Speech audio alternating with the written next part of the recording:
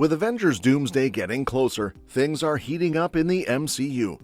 We all know Doctor Doom is out there hunting for heroes with massive power, something close to cosmic-level strength. We've already seen hints of this, especially with him talking to Franklin Richards and possibly even holding him captive. It's clear he's trying to build a team strong enough to help him gain control over the entire multiverse. That means Marvel will need to introduce some serious heavy hitters to challenge Doom. And one hero they teased way back in Endgame might finally be making his debut. Yep, you guessed it, Brian Braddock, better known as Captain Britain. The Russo brothers dropped that little Easter egg in Endgame, and fans have been waiting ever since. Now, with Kevin Feige talking about a soft restart for the MCU, mainly to bring in the X-Men and mutants, it's starting to feel like the perfect time.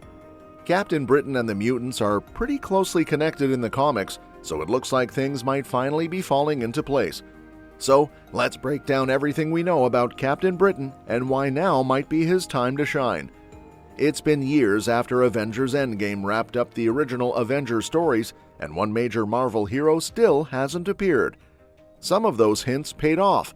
Wanda became the Scarlet Witch, Sam took on the Captain America mantle, and Spider-Man faced a more grounded reality. But one particular tease from the movie hasn't led to anything yet, and for fans still holding out hope for that hero's debut, the wait continues with no clear sign of when it'll end. What's kind of funny is that Endgame doesn't just work as the finale to the Infinity Saga, it also acts as the opening chapter of the Multiverse Saga. Think about it.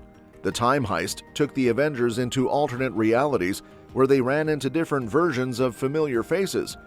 One of the quieter moments in that storyline, when Steve and Tony head back to 1970s Camp Lehigh, stood out to me. During that scene, Steve overhears Peggy Carter talking to another S.H.I.E.L.D. agent, and she casually mentions a unit needing backup, specifically someone named Braddock. It might have sounded like just a throwaway line, but to comic fans, that's a huge name drop. That name, Braddock, could only mean one thing: Brian Braddock, also known in the comics as Captain Britain. That one mention immediately got me excited because it felt like Marvel was hinting at something much bigger. Even though it could have been just a fun Easter egg, I'm more inclined to believe the Russo brothers were deliberately teasing the arrival of a new British hero. Captain Britain is a big deal in the comics, and given how Marvel has expanded its focus globally, it just made sense to finally give the UK its own major superhero. What's disappointing is that nothing has come from it, at least not yet.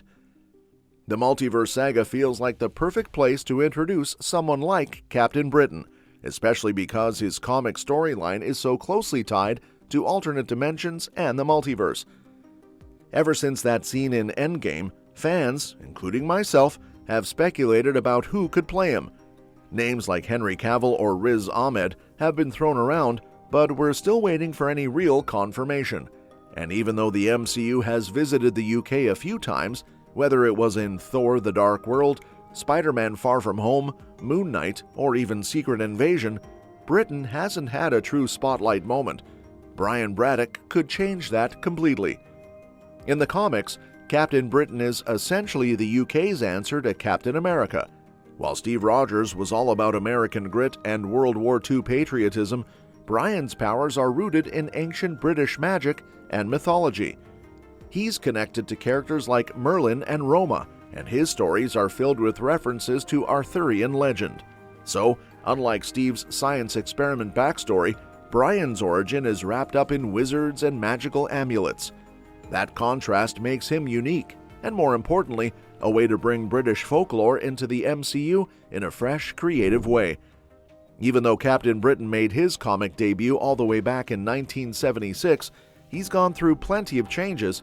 His powers have shifted depending on who was writing him, from the usual super strength and flight to energy projection and force fields.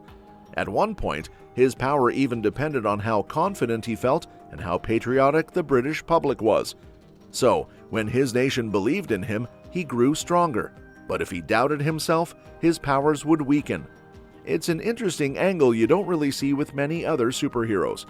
And speaking of background, Brian doesn't come from a gritty, street-level past. He's actually from an aristocratic family, old money, although most of that wealth has dried up by the time he was born. He grew up isolated, not quite fitting in with rich kids or regular ones. That loneliness pushed him into science, and he eventually became a researcher. His journey into heroism started with a villain attacking the nuclear facility where he worked, and as he tried to escape on his motorcycle, he crashed. Nearly dead, he was given a choice by Merlin: take the Sword of Might or the Amulet of Right. The sword represented violence, the amulet, wisdom. Brian chose the latter, and that's what made him Captain Britain. Now, one of the most fascinating parts of Brian's story is that his powers aren't just magical. Some writers have framed them as ancient advanced technology, basically magic that science hasn't explained yet. It's the same approach the MCU used with Asgard. So, Captain Britain ends up being a mix of scientific knowledge and mystical power, which keeps him grounded in both Britain's historical and modern identity. And if you're going to invoke Arthurian legend, you can't skip Excalibur. Brian has wielded the iconic sword, although he's not the only one. At one point, he passed it on to Faiza Hussein, a doctor with incredible healing abilities who becomes another version of Captain Britain. That's the thing. Brian's not a brawler at heart. He didn't choose the sword for a reason. He believed in a more diplomatic path. That choice separates him from other Captain Britain variants, many of whom did choose the Sword of Might and turned out far more violent. Then there's Betsy Braddock, Brian's twin sister, who's famous in her own right as Psylocke. She's had a pretty wild journey, from Captain Britain to mutant telepath to Japanese ninja. Her storyline sometimes overlaps with Brian's, especially when they're part of the team Excalibur. That group, by the way, includes X-Men fan favorites like Nightcrawler and Kitty Pryde. Brian's always had mutant allies around him, and even his wife Megan is a mutant shapeshifter who changes based on how others perceive her. Her relationship with Brian is touching because she learns to find her own identity over time instead of just reflecting what others want. But one of the coolest things about Brian Braddock's role in Marvel Comics is the Captain Britain core. Once he gets his powers, he discovers that every dimension has its own Captain Britain. Later, Brian turned his family estate into Braddock Academy, training new British heroes, though not without chaos. More than just a British version of Captain America, Captain Britain's magical roots and multiverse ties make him a standout. Even though his MCU debut hasn't happened yet, there's still hope he'll appear before Secret Wars hits in 2027. And that's that for today's video. Thanks for watching, and we will see you in the next one.